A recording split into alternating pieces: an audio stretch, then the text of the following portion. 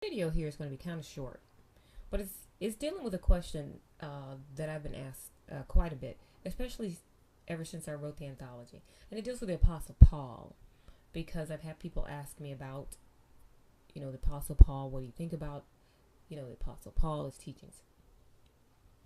When you receive your anthology and you start reading it, you'll notice that I focus a great deal on language, specifically our ancient language, and our ancient language actually goes beyond Hebrew, and that's because a lot of people associate the expression Hebrew with someone you're familiar with as Eber. That's how they say it in English. But remember that Eber inherited his language. He wasn't born in a vacuum, and he didn't just all of a sudden develop a language that no one else spoke. He spoke the same language that Shem or Asham spoke, and that language was inherited from someone else by Sham or Shem. And that's the ancient language that I'm referring to. Our language is sound-based, obviously, as all language is. But there's something very unique about sound in general and language itself that I hope that I was able to get across in the anthology. I also do a lot of translating, not a lot, but enough translating in the anthology to really give you something to kind of chew on. I like to call it the meat, whereas you all are used to milk. And most of the milk you've been receiving from these religions is sour. So what I want to do is give you an example using the Apostle Paul's name, Paul, because in some verses, in some texts, his name is written as Sah'uulah, and in others he's called Paul. The first thing that you have to understand about our language in terms of grasping it is that it's sound-based. We don't really focus on symbols. It's the sound that matters. And I'm going to show you guys a clip where someone is reading from the book of Thoth. Now you know it is Thoth. In our language we would say Tot. That's how we would say it. There's no lisp or th sound in the language you know, or the language you've been taught called Hebrew. There's no th's in thimble. We would say t, which is an emphatic t, at, or tat. I want you guys to listen to this as it's being read, and it's not being read by any of our people. It's just someone who stumbled across this information by doing their own research. Because there are a lot of people who are waking up to this fallen angel invasion, that's what I like to call it, that we're currently under. And I have to stress that that's what the Bible is about. It is the book of Baal. It is the book about the angelic invasion, infiltration, whatever you want to call it, of our planet. And what they would be doing on this planet during this time period or this age or generation. The vast majority of people are asleep to what's taking place because they are under very effective and very deep mind control. Now, if you've been at least following the information about the new age or the new world order, or things of that nature, the Rothschilds, the Rockefellers, those Germans, those Khazar Turkic people out of Mongolia as well, then you know that ritualistically they use a particular bird a lot. And a lot of people associate it with Baphomet. That's what they call it, or that's what they've been trained. But after you listen to this poem, you're going to think to yourself subconsciously, this information sounds familiar. Okay, now keep in mind, they say it's from an Egyptian text, the Hamites. Of course, the term Egypt is made up. It has to do with Japheth, or Japheth, as it's written in English.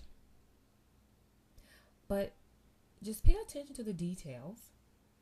You're going to subconsciously say, I've heard this before, and that's because you've read it in the so-called Bible, the book of Baal. It's just written differently and read differently in the English. But pay attention to what they say about the gods, how they disguise themselves, where they come from, and then you're going to remember what you've read in the book of Revelation about the abyss and the fallen angel who has the key to the abyss, and how certain angels, of course, were imprisoned under the earth. Because we read this way back in Genesis.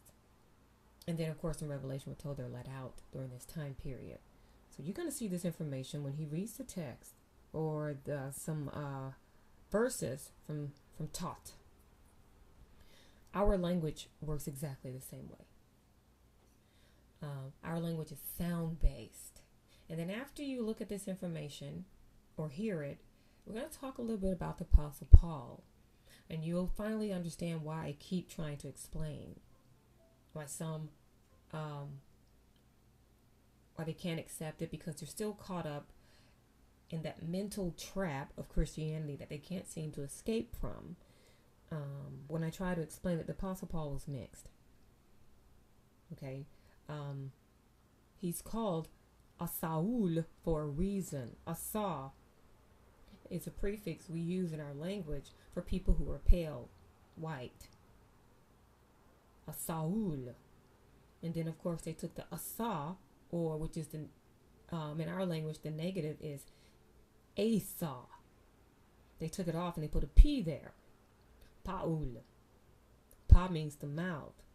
Now, it's really funny because the name Pa'ul in our language, Sah'uulah, means to a mouth that mixes truth with lies. It's just the funniest name to me. It's just so funny that's what they changed his name to. But listen to these verses from the book of Tot. And they're going to talk about the Apostle Paul's name and why it's written that way, and why they, these so-called Caucasians or whatever, use the owl, or what they call Baphomet, because it's not what you think it is. It actually identifies them. The word owl identifies them, the people themselves. And the reason they give you the symbol of the bird itself to focus on is to detract you or distract your mind away from the sound. You should be paying attention to the sound. Listen to the sound. Owl is the same as aul from our language. Because many of you, for some reason, I guess you've allowed white people to get into your head even deeper, can't seem to realize that the U sound exists in our language. Always has. And no matter how many times you deny it, you will not be able to get rid of it. Just as our enemies before you tried to get rid of the U sound, you can't get rid of it either. But listen to this passage from Tot, and then we're going to talk about Paul. Something I like to cover here. As you can see here, any sufficiently advanced technology is indistinguishable from magic. Now, that same quote was used by the actor in the Thor movie, where he said the technology and magic, they can't tell the difference. So, now you got this theory of these reptiles and these shapeshifters and stuff. So, you might have to really begin to consider, is this just a really advanced form of technology? And is there anything from the ancient past that can kind of confirm or deny or kind of help us point us in the right direction as to whether or not, you know, these shape-shifting things actually do exist? Now, there's one particular area in the Emerald Tablets of Thoth, which some people think Thoth is Satan, and some people think he's not, whatever. But what I'm just going to take it from here is the 8th tablet. I'm going to read a little bit here for you.